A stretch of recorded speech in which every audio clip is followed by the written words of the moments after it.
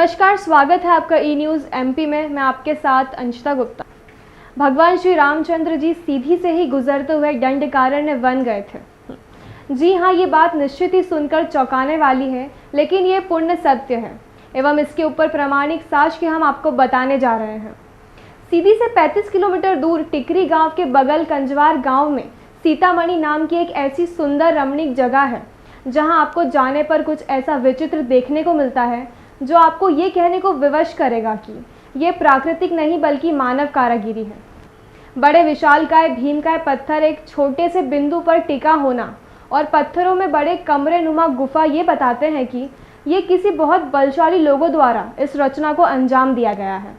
आपको बता दें कि यहाँ के निवासियों की माने तो पीढ़ी दर पीढ़ी से ये जनश्रुतियाँ चली आ रही हैं। भगवान राम जब चित्रकूट सती अनुसुईया धाम अत्रि मुनि के आश्रम से चले तो यही उनका अगला बढ़ाव हुआ। स्थानीय निवासी संदीप द्विवेदी की माने तो वर्तमान में सरकार द्वारा जो राम वन गमन पथ का प्रस्तावित मार्ग भी सैटेलाइट मैप पर दिखता है, वह भी इस मार्ग की प्रामाणिकता की गवाही देता है। ज़रूरत है इसको चिन्हित करने की। आज हम मौजूद हैं सीतामढ़ी। सीतामढ़ी ये कंजवार गांव में है। ये कंजवार गांव को सीतामढ़ी में ये प्राकृतिक एक पत्थर को देख के बड़ा आश्चर्य लगता है कि छोटी सी जगह में ये कैसे टिका हुआ है। आइए हम जानते हैं यहाँ के एक स्थानीय निवासी हैं जो एक बड़े समाज सेवी भी हैं, संदीप जी से जानते हैं कि इस पूरी पत्थर के पीछे क्या कहानी है। क्या कहेंगे इससे संदीप जी? ये यहाँ की जो जनश्रुति है कि भगवान रामचंद्र जी जब वनवास गए, दंडकारण्य जंगल के लिए गए, तो वो इस मार्ग से ही निकले और उनका यहाँ पर एक पड़ाव पड़ा हुआ था। तो यहाँ का जो स्थल को देख करके जो जितने यहाँ पर पत्थर हैं और इनकी कलाकारी, इनकी बारीकियों को अगर आप गौर से देखते हैं, आत्मचिंतन करते हैं, तो लगता है कि वाकई यहाँ कोई न कोई विशेष चीज़ है। और इस पत्थर को ही आप देखिए, जैसे इसमें इसको तराशा गया है और जितने कम जगह पर ये टिका हुआ है, तो जो मतलब उसमें हमारे पुराणों में जो चीज़ मिल रही है, रामायण में पढ़ते हैं कि भगवान राम के साथ इतने महाबली लोग थे, उसमें वानर सेना थी, बजरंग बली थे, सब कोई थे। तो निश्चित ही ये उन्हीं की कलाकारी है, क्योंकि प्राकृतिक रूप से तो नहीं लग रहा है कि पत्थर रखा था, कोई ना कोई इंजीनियरिंग हुई है। और ये मानव सभ्यता जब से देखी तो ऐसा ही था।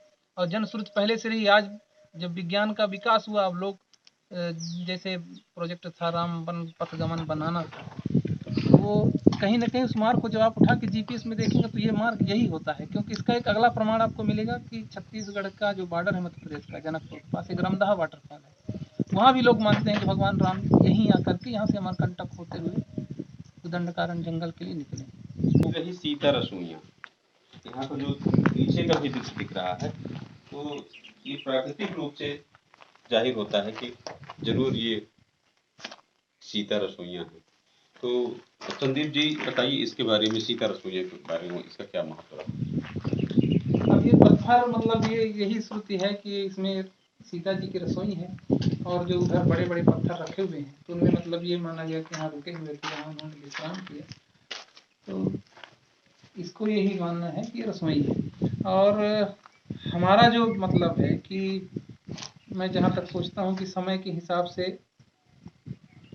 मृदा का कई बार कटाव होता है, कई बार भराव हो जाता है। तो यहाँ जितने शिला यहाँ पर हैं, अगर इनको वास्तविकता में इनमें शोध की जाएगी तो हो सकता है कि इस तरह की कई गुफाएं और कई इस तरह की कंदराएं यहाँ और निकलेंगी। अब ये कि वक्त के हिसाब से मिट्टियों का भराव हो गया उसमें।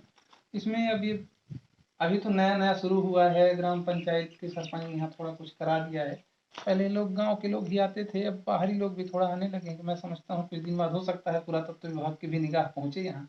क्या अभी तक पुरातत्व विभाग की नजरें नहीं आए थे? अभी तो मुझे लगता है कि मीडिया जगत से भी पहली बार आप आए हुए हैं, इसके लिए आपको धन्यवाद है कि आप, हो सकता है कि अभी बात बढ़ करके आगे जाएगी, आगे लोग भी आएंगे, तो ये निश्चित ही आगे आने वाले समय पर मैं उम्मीद करता हूँ हो सकता है कि पुरातत्व विभाग भी आए, इस बात को संज्ञान में ले, और मैं जो सोचता हूँ उस हिसाब से यहाँ पर शोध हो कि वाकई इसकी असलियत क्या है, इसकी पत्थरों की कार्बन डेटिंग हो कि मतलब कितने पुराने समय पर इसकी तराशा गया है, इन पत्थरों को कब इनको डिजाइन दिया गया है, काट दिया गया है, कार्बन डेटिंग से पता चलेगा इस बारे में। जिला प्रशासन से भी जब इस स्थल पर चर्चा की गई तो जिले में पदस्थ डिप्टी कलेक्टर श्रेयस गोखले, जो पुरातत्व के ज्ञाता भी हैं, बताया है कि सीधी जिले के कंजवार में यह जगह है और वहां के लोगों को ऐसी मान्यता है कि प्रभु राम यहां से गुजरे थे और उनका पड़ाव यही हुआ था। इस स्थान पर बड़े पत्थरों की श्रृंखलाएं हैं और यहां पर एक गुफा नुमा पत्थर भी कंदरा है जो रसोई की तरह प्रतीत होती है। उन्होंने इस स्थान की तुलना जबलपुर के बैलेंस रॉक से करते हुए कहा कि यह जिले के लिए गर्व की बात है कि ऐसी धरोहर जिले के पास है। सीतामढ़ी के महत्व के बारे में आपसे जानना चाहेंगे, क्या कहेंगे? जिले के मझौली विकासखंड अंतर्गत एक कंजवार ग्राम है जिसमें जनश्रुति है कि सीता जी एवं प्रभु श्री राम वहाँ पर आए थे वनवास के यात्रा के दौरान और वहाँ पर उन्होंने कुछ समय व्यतीत किया था और यहाँ से आगे भी गए थे।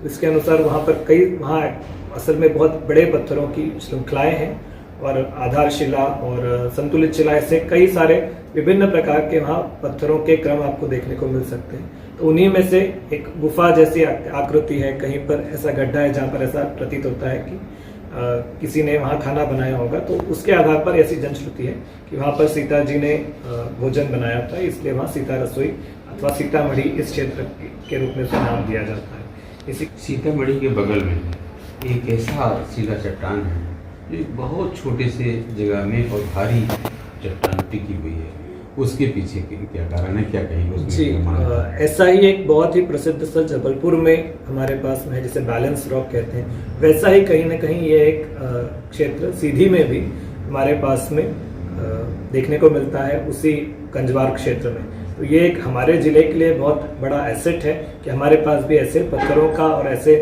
सुंदर क्षेत्रों का बहुत अच्छा समूह उपलब्ध है। जिले के जिम्मेवार जनप्रतिनिधि, साहित्यकार, इतिहासकार व पुरातत्व के जानकारों का इस ओर ध्यान आकृष्ट होना चाहिए। कारण है कि इस जगह की विशेषता को राष्ट्रीय भूगोल पर लाने की ज़रूरत है और उस जगह को संरक्षित करने की महती आवश्यकता है।